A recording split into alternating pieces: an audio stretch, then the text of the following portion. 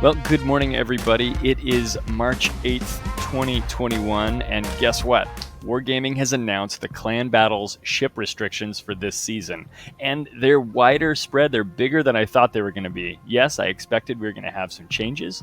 I did not expect that those changes were going to be quite what they are, and so we're going to talk about those today. We're going to go over them and talk about what has changed, what that means for your clan, what that means for clan battles in general, and what it is we're going to see as we're going forward. So the first thing I'd like to do, let's jump over and take a look at the development blog. Now, the development blog here is a website that you should be familiar with if you like keeping track of World of Warships news and anything that's changing as far as ship balance or what's coming up next, new boats that are coming out. There's a lot of great information on this blog, and so you can check that out. If I remember, I'll throw a link in the description below. If not, you might be able to just read it there, blog.worldofwarships.com/blog. Say blog in there twice. That's fun. Anyhow, long story short, check this out. They have rolled out the first restrictions in clan battles for ships. And so what we're looking at here is very interesting. I did not expect these specific changes. A couple of them I did. We expected restrictions in number. I did not expect some ships to be entirely banned. But first, let's talk about the number restrictions. We've got the Mogador. Now, my clan, we just play on Sundays. We play one day a week. And I'll say in week 2, I felt like I saw more Mogadors. I don't think we didn't see them in week 1, but we definitely saw them in week 2. So I'm not totally surprised to see a Mogador ban come out here. And from what I've been observing and hearing from folks who've been keeping a closer eye on, the top tier clans and the folks who are really competitive, which, by the way, is not us. Mogador has been a very popular ingredient to that successful recipe. So I think that that's not a surprising restriction in number. Alaska and Alaska B is also not a surprise. This was one I predicted before the season even started, and I think most people did. I don't think this was hard to see coming. Alaska is an incredibly powerful Tier 9 super cruiser. It has radar, it's got, great armor, it's got good guns. Not surprised to see it banned. I was really hoping, that in their foolishness, Wargaming would ban or restrict the Alaska, but maybe not restrict the Alaska B, or restrict them individually so that you could have one of each, a B and a non-B. Obviously, they're, as one of my clanmates put it this morning, they're onto us. They've figured out that, those are the same ship. They're not fools, I guess, as far as that's concerned. So we've got these two restrictions in number. Not surprising. We're going to talk about some alternatives for those ships as we look at port here in just a moment. For banned ships, I didn't expect them to ban ships outright. I don't know why I didn't think that this was a possibility. These ships have effectively been removed from the game. You can't purchase them anymore. However, they are in the game if you still own them. For clan battles, these are just shut out. You can't run a Musashi. You can't run a Georgia. And I'll be honest, these two ships were a big part of the tactic and strategy that my team was employing. And I assume that a lot of other teams were employing, a lot of other clans were employing, because look, they're out of the game because of extreme popularity, or at least out of the season. So no more Musashi and no more Georgia. Well, what do we do instead? Let's swing over and check out what we've got here in the port, and we'll talk about some of these ships. So here is our Musashi. I was about to say our Yamato because that's what it is, but here's our Musashi. She's leaving clan battles for this season, which is a big blow. Like I say, I don't think we were alone in running one Musashi in, I think, every match last night. And then Georgia. We'll select Georgia here. Here is our Georgia, also out. Now, the thing about these guns, or these ships, is their guns are really big. Georgia has 457s. Musashi has 460s. And these things are just incredibly powerful ships. And of course, that explains why they were so popularly picked. So if you were taking a Musashi, what are you going to take instead? Now, my stable of battleships here, I'm not a battleship main. My stable of battleships is limited. I don't have every single boat out there. But I could talk about these ones, and we can go click around and look at a few others. If you were looking to take Musashi before, you might look at taking, like, Izumo. Izumo has 410s, 410 millimeter guns. It's got 3 turrets in a forward position. You can swing the hull around a little bit to try to get this back gun in play. And it has decent range. Let me put the captain back on here.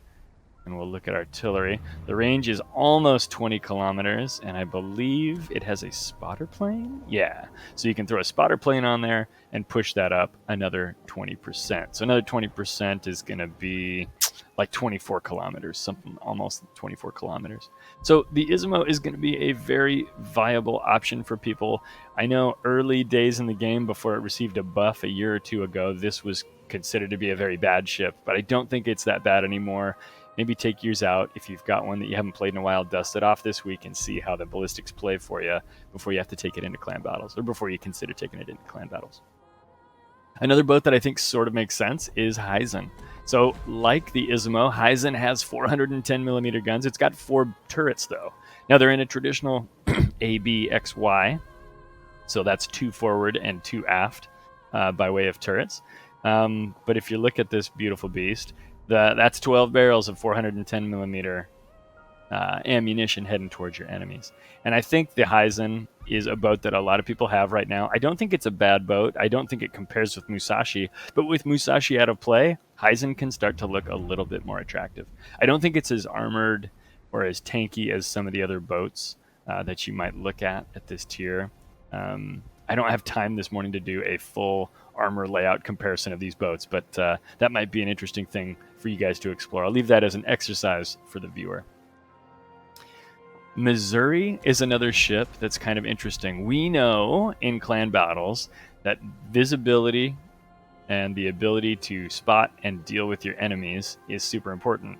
And if you need a boat that can hit its target at a decent range and comes with a radar, why wouldn't you consider the Missouri? So I think Missouri, another ship that's not available for purchase in the game anymore, but there are a lot of people who have one of these things in their ports.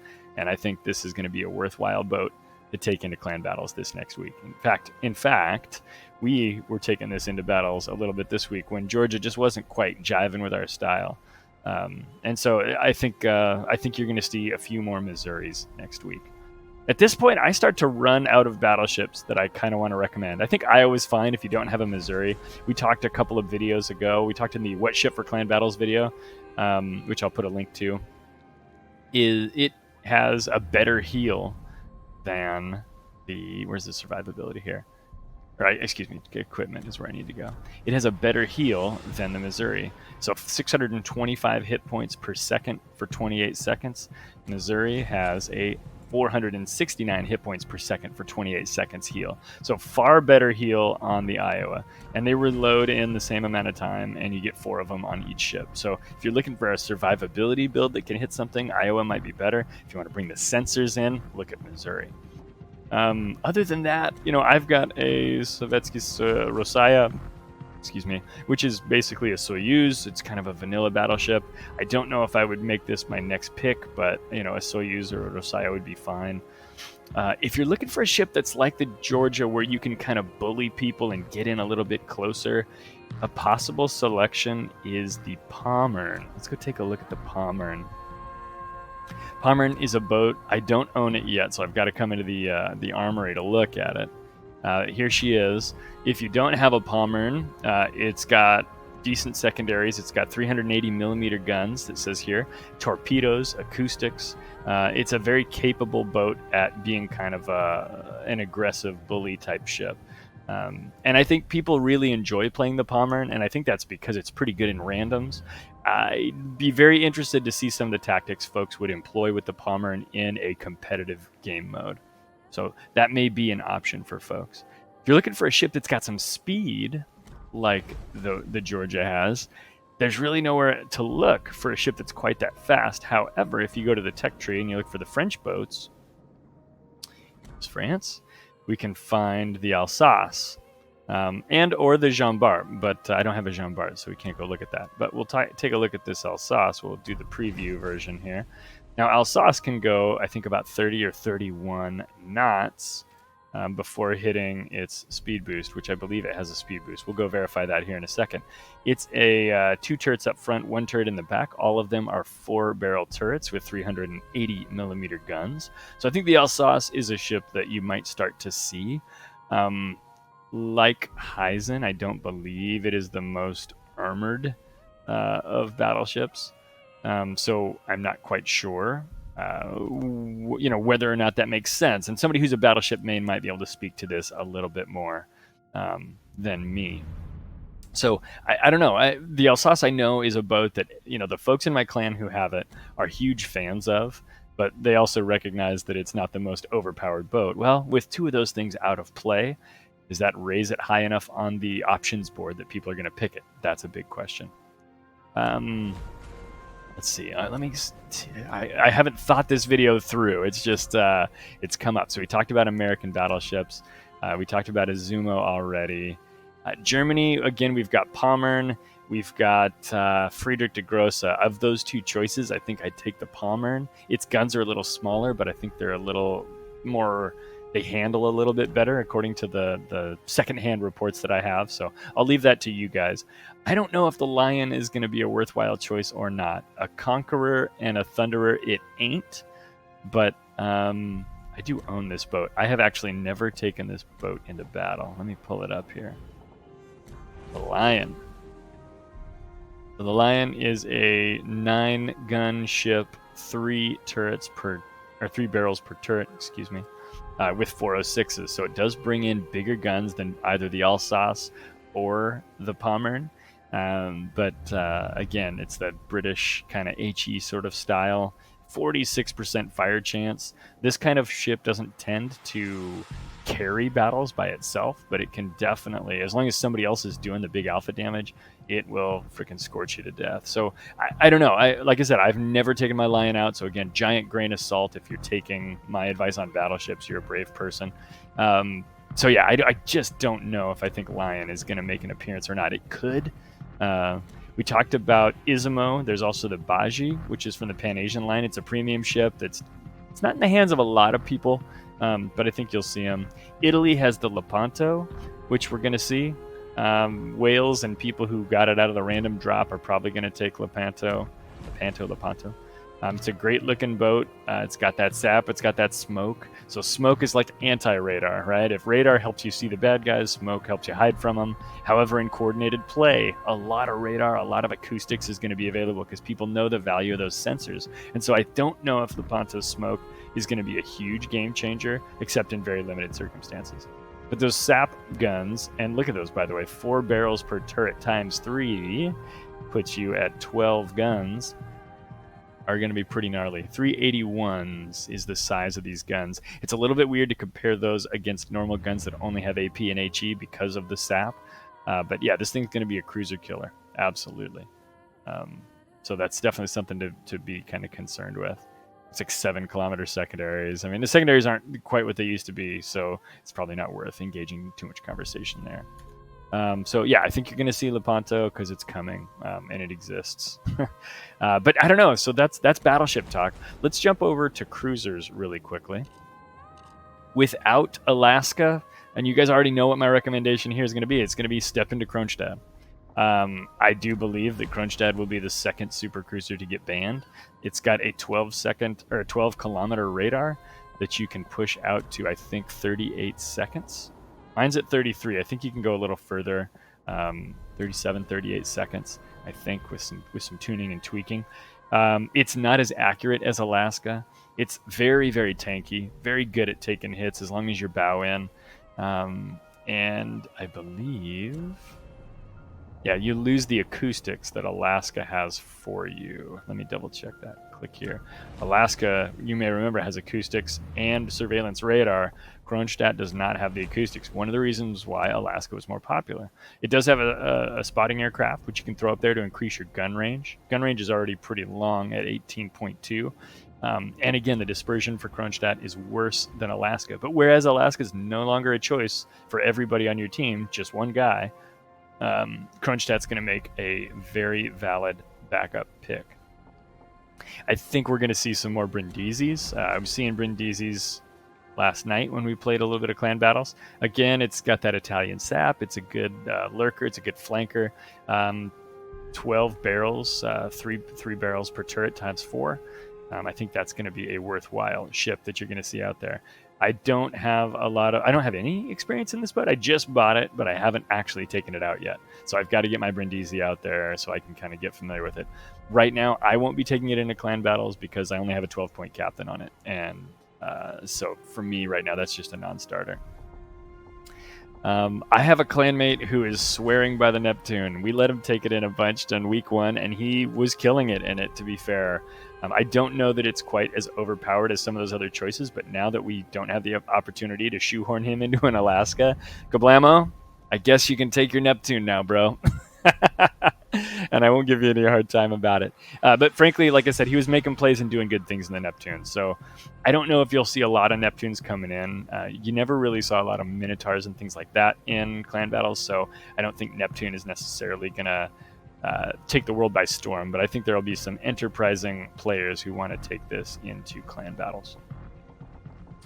Riga, you were already seeing. I think you'll see it a little bit more. People who didn't buy the Kronstadt being kind of, I think a lot of people have Kronstadt, but I don't think everybody has Kronstadt. I don't think a lot of people were like, "Ooh, cool, a Russian supercruiser! I better get it." It was available for free XP for a short period of time compared to most ships, and now it's not there anymore. And so I don't think you'll see 3 Alaskas turning into 1 Alaska and 2 Kronstadts. I think you'll see a lot of clans that have to take something tech tree. And they'll take the Riga probably over the Donskoy. Although we did see 1 or 2 Donskoys last night. And the Donskoy's got a longer radar than the Riga. So that's one of the reasons you might consider the lighter cruiser. We talked about this ship and the Donskoy in the last Clan Battles ship video. Again, I'll mention that or leave a link to it here. This one has 220 millimeter guns. Donskoy has 180, so it's 40 millimeters more gun, and they reload very similarly. It's 11 seconds for Donskoy, and it's 12.3 seconds for Riga. So if you want to hit harder, just take the Riga. One of the things, like I said, though, the radar is quite a bit shorter. Let me go to the equipment here. This radar, for me, is 12 seconds without a commander. Let me recall the commander. Now it's 16.5 seconds. I think you can get this up into the 20s if you work really hard. Whereas on Donskoy, you are looking at a 25-second radar, but I haven't even spec'd my captain yet. So this captain needs, or could make that longer. There's some options to do so. So I think this one you can get up into the 30s, maybe. I don't know. You know, do your own research there. Figure that out. Buffalo, you're going to see. We've been seeing Buffaloes. I don't know that it's a weak cruiser, but I don't believe it's a very, very, very strong one. But it does bring radar. And its AP is good. It just reloads a little bit slowly at 10.6 seconds. Taking a look at the tech tree, let's kind of walk through and see what else is out there. Japan's got the Ibuki, which I took into a clan battle yesterday. It was middling at best. It's no Zhao, but nothing at tier 9 is going to be. So I don't know that you'll see a lot of Ibukis. It's got acoustics, but that's about it. 11 kilometer detect, decent HE, but bad torp angles. So yeah, Ibuki's okay, but probably not going to make it above the cut of these other ships. I don't think you're going to see Seattle because it is awful. Moving on. We talked about Donskoy and Riga. Germany's got Rune. Rune is actually not too bad. If you were going to try to do Ibuki, I'd say, have you considered the Rune? It's got better acoustics, and I think better ballistics. It's more detectable, I believe. Let me go back to port. We'll pull up the Rune. Concealment on it is... Oh, actually, it's not. It's 11.3 to Riga, or not Riga's, but Ibuki's 11.0. So I actually think the Rune is a better Ibuki, maybe. I think I'm going to say that out loud and not feel too bad about it. I'm going to move on before anybody questions me. The other options you've got from Germany are A-Gear, which I don't have. It's available for 1 million free XP. I'm going to see if I can preview this guy. Real quickly, torpedoes are 6 kilometers, 65 knot torps, 305 millimeter mains. So I think you might start seeing some A-Gears because of those mains. If we go to preview the ship, we can get a picture of it here. So I think you'll start seeing A-Gear. It's got these big old battleship-y guns on there, 305 super cruiser guns. But with the change to captains, it's not as survivable as it once was. Survivability is 62,850. or excuse me, hit points is 62,850. So it's up there. It's got a lot of hit points, but I think you'll see some of these because of their availability, because it's easier to get this than a Siegfried, and because with those restrictions, people are going to be looking for a big old tanky boat that's got big guns. So those with the 305s, that's a pretty stout shell. Alaska's guns, I think, are similar in size. Yeah, they're 305s as well. And Kronstadt's are also 305s. So if you're looking for another 305 cruiser, that might be an option for you and your team. Okay, so that was Germany. If we go to the UK, again, we talked about Neptune already. You've got Drake as well, which I don't have. Most people I've spoken with don't love the Drake, but I know there are people who can really make that Goliath sing. So if that's the case, there's probably somebody who knows how to play the Drake as well. So I don't think you'll see Drakes as readily as some of the other cruisers that we've talked about, but, prove me wrong, kids. San Luis, I don't think it's a good recommendation. I'm just going to leave it at that to save a little airtime here. We talked about the Brindisi as a possibility as well. So that's kind of cruisers right now. I want to jump over to destroyers, trying to make this a short video. I do have things I was trying to get done this morning. Really briefly with with destroyers, we've lost access to the Mogador. Or rather, restricted access, right? So if you were running a 2 or 3 Mogador configuration before, you're not going to do that anymore. So what are you going to take instead of the Mogador? Well, I've seen Tashkent used pretty successfully. We had a Tashkent in a battle we played against last night who was pretty good. Not necessarily due to the Tashkent's efforts, but they did beat us. So congratulations, Tashkent Captain. Another ship I think that makes a lot of sense at this tier is the Udaloy. Udaloy is really maneuverable. It's got a much better rudder shift. Well, let me see if I'm right, actually. Maneuverability. Rudder shift of 4.3 versus Tashkent 6.1. So Udaloy is really good, very maneuverable as far as all of that's concerned. It's got 3 double barrel turrets and then 3 torpedo launchers. So Udaloy can definitely deliver a lot of shells and things like that. It's not going to be quite as fast as the Mogador. Maximum speed on the Udaloy is 40 knots. Tashkent's going to put you up to 42.5. And now these are without signals and stuff on them. These ships are pretty vanilla as they sit in my port right now, kind of mothballed. But do I have a speed flag on this one? Nope, no speed flag on Udaloy, it looks like. So anyway, long story short, those might be a good option if you're looking for a shouty, speedy cruiser. Or, excuse me, destroyer. You could see people bring in Paolo Emilio, which would be interesting. I think a lot of what Paolo brings to the table gets countered by sensors, radar, acoustics, etc. If you've watched any of my videos on the Paolo, I preach that sermon all the time, which is, I'm looking for a target that can't see me coming. Well, in competitive play, not only are the ships likely to have sensors, but the players are likely to coordinate well with one another and make it very difficult for you to sneak up on anybody. Especially in a ship like this. I have seen a couple of Paolos in clan battles. I don't know that I think it's a winning combination, but I bet you there's a Paolo Emilio wizard out there who's going to prove me wrong there. Yeah, so with those leaving, I start to run out of really gunsy options to replace that Mogador. But like a Jetland Z46, they have decent firepower. They're kind of middling boats that do a little bit of guns and a little bit of torps.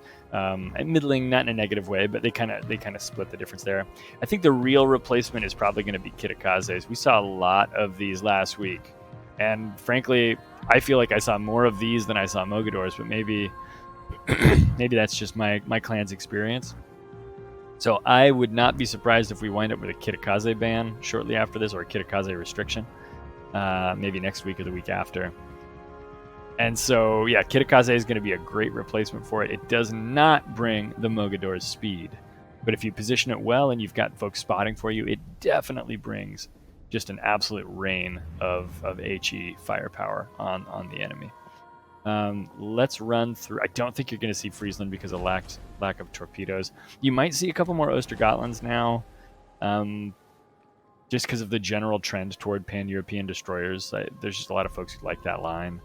Neustrashimi, I don't think you're going to start seeing much more of. It's not a Mogador replacement. It's like anti-Mogador, right? This thing is slow, but decent. I just don't think it's going to take over the Mogador slot. Excuse me. Now let's go check really quickly. I want to click through the tech tree to take a look at these. For destroyers, Yugumo is still a solid pick, and so is Kitakaze. So I think Japan brings two decent ships to the table. I ran my Yugumo a little bit last night, and I ultimately ended up switching to Fletcher. And the only reason I did was because I was running Smoke Yugumo, and I switched to Fletcher because it goes 3 knots faster. I didn't. If I was running rapid reload Yugumo on the torpedo, so I could launch 4 launches of torpedoes in a 5-second window, I would have probably stuck with the Yugumo because that's a capability Fletcher does not bring to the table.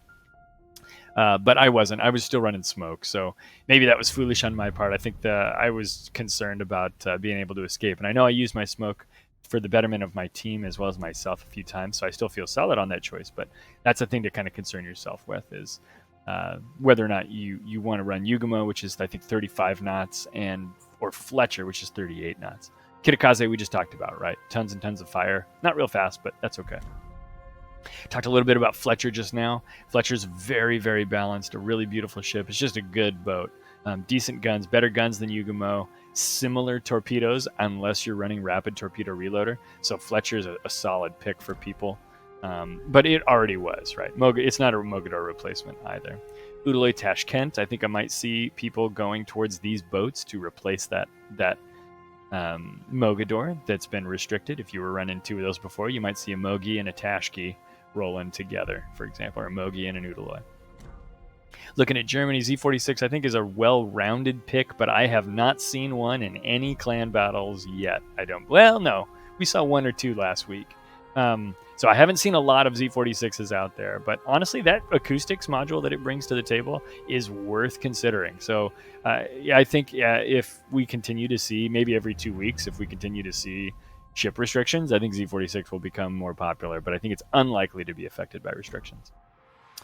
Jutland or Jutland is also a really good boat for the same reasons as Z46. It's got acoustics. They're not as good as Z46s, but I think it gets more charges or they reload faster or something.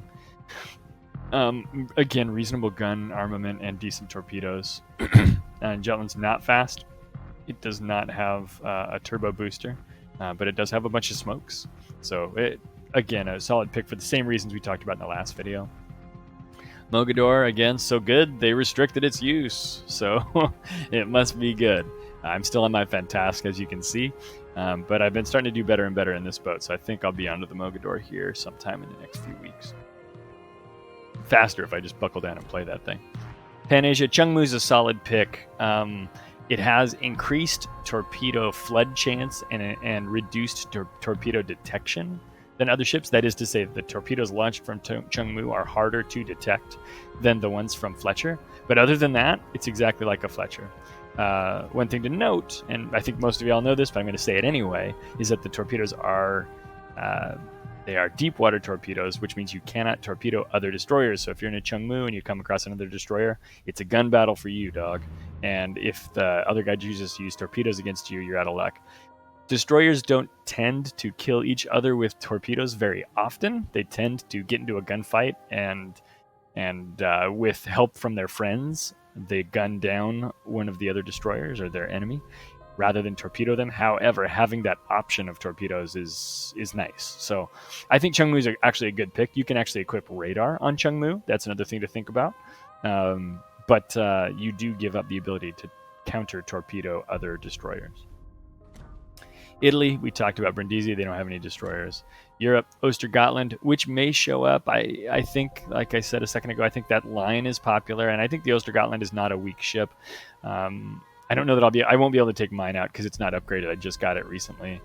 As I've said that a lot of times in this video, I just pushed a bunch of ships up to their next tier and moved their captains over during the free captain respec period. That's why I have so many of these new ships. I pushed up ahead on some of these lines that I needed to do so on, so I could get those free retrains. But at the end of the day, not really ready to take this boat out myself. I don't think it's a bad boat, though. I think it's got a lot of torps that you can put in the water very frequently. I wish it was a little faster. The guns are fair on it. Friesland, again, no torpedoes at all. Makes that a really hard pick for me to recommend. So I don't recommend the Friesland, but I bet you there's somebody out there. Again, as always, there's a Friesland wizard out there who's going to be really great. And then nothing in Commonwealth just yet. So those are my destroyer recommendations given the first week of restrictions. Hopefully this was at all of interest to you, even if you disagree with me, but you thought, hey, this was a good analysis. This reminded me of some ships I'd forgotten about. I hope this was interesting and entertaining. And as always, we'll try to catch you guys in the next video. And until then, good luck in your clan battles. Good luck figuring out your new strategies after the changes that we've just experienced. And I hope you have a killer week. We'll see you out there, captains. Take care of each other.